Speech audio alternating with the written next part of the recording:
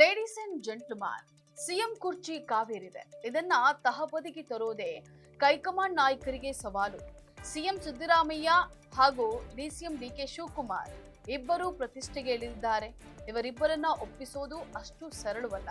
ಇದನ್ನ ಸ್ಪಷ್ಟವಾಗಿ ಅರಿತಿರುವಂತಹ ಹೈಕಮಾಂಡ್ ನಾಯಕರು ನೀವೇ ಸೃಷ್ಟಿಸಿದ ಸಮಸ್ಯೆಯನ್ನ ನೀವಾಗಿಯೇ ಪರಿಹರಿಸಿಕೊಳ್ಳಿ ಅಂತ ಹೇಳಿ ಸಿದ್ದು ಹಾಗೂ ಡಿಕೆ ಇಬ್ಬರಿಗೂ ಟಾಸ್ಕ್ ಅನ್ನ ನೀಡಿದ್ದಾರೆ.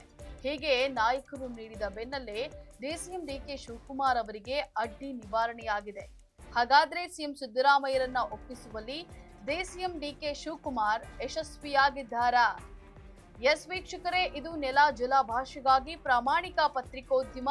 ನೀವು ನೋಡ್ತಾ ಇದ್ದೀರಾ ಫೋಕಸ್ ಟಿವಿ. ನಾನು ಪವಿತ್ರ.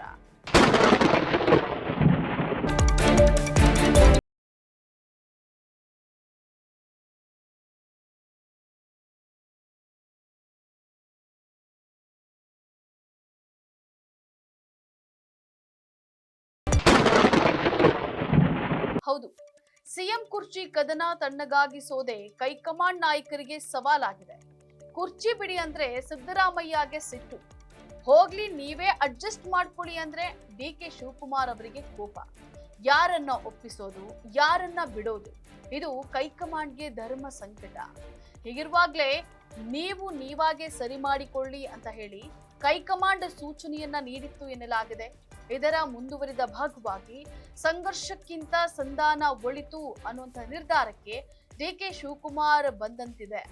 ಇದರ ಮುಂದುವರಿದ ಭಾಗವಾಗಿ ಡಿಸಿಎಂ ಡಿಕೆ ಶಿವಕುಮಾರ್ ಅವರು ತಮಗಿದ್ದಂತಹ ಅಡ್ಡಿ ನಿವಾರಣೆ ಮಾಡಿಕೊಳ್ಳುವಲ್ಲಿ ಯಶಸ್ವಿಯಾಗಿದ್ದಾರೆ.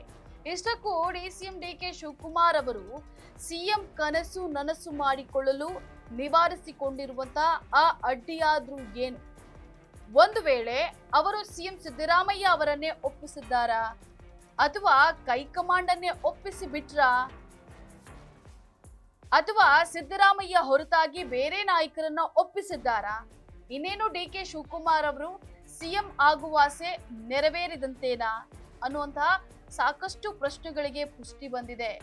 ಇಷ್ಟಕ್ಕೂ ಸಿಎಂ ಸಿದ್ದರಾಮಯ್ಯ ಅವರು ಮಾತ್ರ ಡಿಕೆ ಶಿವಕುಮಾರ್ ಅವರಿಗೆ ಸಿಎಂ ಸೀಟು ಬಿಟ್ಟು ಕೊಡಲು ಸುತಾರಾಂ ಒಪ್ತಾ ಇಲ್ಲ. ಇದನ್ನ ಅವರು ಹಲವು ಬಾರಿ ಸ್ಪಷ್ಟಪಡಿಸಿದ್ದಾರೆ.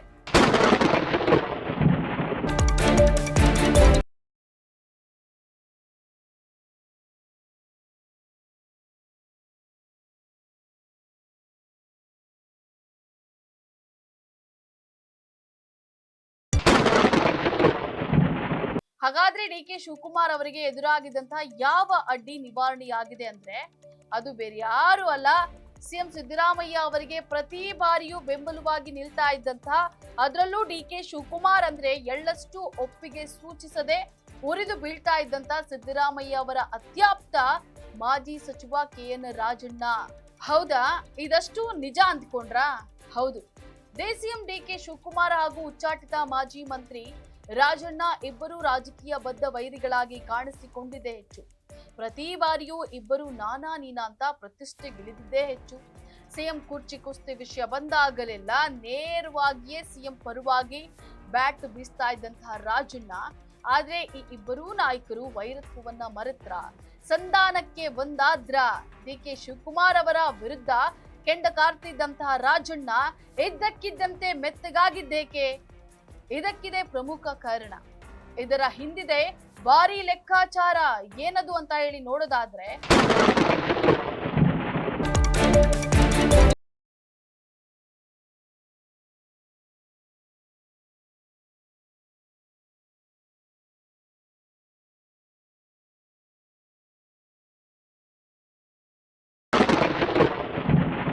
ಸಿಎಂ ಸಿದ್ದರಾಮಯ್ಯ ಆಪ್ತ ರಾಜಣ್ಣ ಅವರ ಮನೆಗೆ ಡಿಕೆ ಶಿವಕುಮಾರ್ ಅವರು ಭೇಟಿಯನ್ನ ನೀಡಿ ಅವರೊಂದಿಗೆ ಮಾತುಕತೆಯನ್ನ ನಡೆಸಿದ್ರು.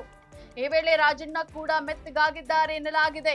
ಅದಕ್ಕೆ ಡಿಕೆ ನೆನಪಿಸಿದಂತಹ ಆ ಒಂದು ಮಾತು, ಹೌದು, ಡಿಕೆ ಶಿವಕುಮಾರ್ ಹಾಗೂ ಕೆಎನ್ ರಾಜಣ್ಣ ಇಬ್ಬರು ಪರಸ್ಪರ ತುಂಬಾ ಆತ್ಮೀಯತೆಯಿಂದ ಮಾತುಕತೆಯನ್ನ ನಡೆಸಿದ್ದಾರೆ. ನಾವಿಬ್ರು ಸಿದ್ದರಾಮಯ್ಯ ಕಾಂಗ್ರೆಸ್ಗೆ ಬರೋದಕ್ಕಿಂತ ಮೊದಲೇ ಸ್ನೇಹಿತರು. ನಿಮ್ಮನ್ನ ಅಪೆಕ್ಸ್ ಬ್ಯಾಂಕ್ ಅಧ್ಯಕ್ಷ ಮಾಡಿಸಿದ್ದು ನಾನೇ ಅಂತ ಹೇಳಿ ಡಿಕೆ ಹೇಳಿದ್ದಾರೆ. ಇದಕ್ಕೆ ಪ್ರತಿಯಾಗಿ ರಾಜಣ್ಣ ಕೂಡ ಡಿಕೆ ಶಿವಕುಮಾರ್ ಅವರಿಗೆ ಹಳೆಯ ಸ್ನೇಹವನ್ನ ನೆನಪಿಸಿದ್ದಾರೆ ಅಂತ ಹೇಳಲಾಗ್ತಾ ಇದೆ. ನೀವು ಕೆಪಿಸಿಸಿ ಅಧ್ಯಕ್ಷರಾದಾಗ ನಾನು ಕೂಡ ಯಾವುದೇ ವಿರೋಧ ಮಾಡಲಿಲ್ಲ. ಯೂತ್ ಕಾಂಗ್ರೆಸ್ ದಿನಗಳಿಂದಲೂ ನಾವಿಬ್ಬರು ಸ್ನೇಹಿತರು.